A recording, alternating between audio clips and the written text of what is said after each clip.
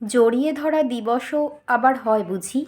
আগে যদি জানতাম তবে সত্যি জড়িয়ে ধরতাম তাদের, যাদের জড়িয়ে ধরা তো হয়ইনি, এমনকি হাতটাও শক্ত করে মেলানো হয়নি। পরে মনে হলেও পথ এগিয়ে গেছে, সময় এগিয়ে গেছে, জড়িয়ে ধরা হয়নি। তখন আমি 18 কোঠায়। উচ্চ মাধ্যমিকের অ্যাডমিট কার্ড পড়ে গেছিল রাস্তায়।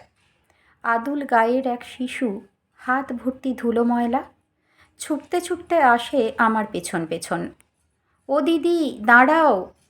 পেছন ঘুরতেই দেখি একটি ছোট্ট ছেলে, হাতে আমারই অ্যাডমিট কার্ড। ভুবন ভোলানো হাসিতে ধরিয়ে দিল আমাকে সেই কাগজ। আমিও একটু হেসে ওর থেকে কাগজটা নিয়ে নিয়েছিলাম। আচ্ছা, ও চাইলে না দিতে পারতো, ঠোঙা বানাতো, কাগজের নৌকা বানাতো, ছিঁড়ে কুটি কুটি করে হাওয়ায় উড়িয়ে দিত। শিক্ষার মূল্য ওর কাছে তো থাকার কথা নয়, কিন্তু এমন কিছুই ও করেনি। সত্যি, আজও ভাবলে মনে হয় ওই ছোট্ট ছেলেটিকে জড়িয়ে ধরা উচিত ছিল।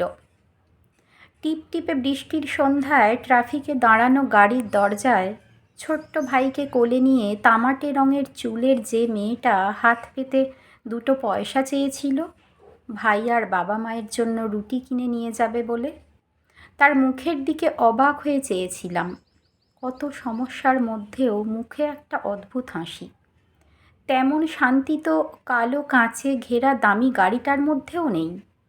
পরে মনে হয়েছে, যদি একবার গাড়ি থেকে নেমে জড়িয়ে ধরে জিজ্ঞাসা করতাম, এই হাসি কোথায় পেলি রে মেয়ে?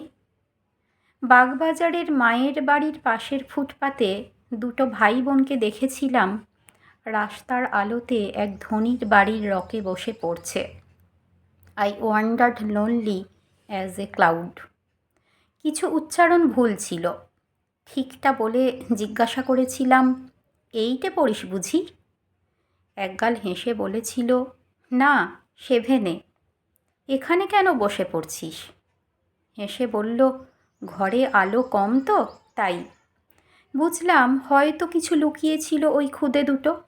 ওদের মনের আত্মবিশ্বাস আমাকে অবাক করেছিল। আলোয় ঝলমলে প্রাসাদে বসেও অমন আত্মবিশ্বাস হয় না অনেকের, যা বহু অন্ধকার পেরিয়েও ওদের মনে জন্ম নিয়েছে। পরে মনে হয়েছিল একটু জড়িয়ে ধরা উচিত ছিল, কিন্তু ইচ্ছে হলেও জড়িয়ে ধরা হয়ে ওঠেনি। জড়িয়ে ধরার ইচ্ছা হলে দিনের অপেক্ষায় না থেকে গুণের কারণে যখন তখন জড়িয়ে ধরাই যায়।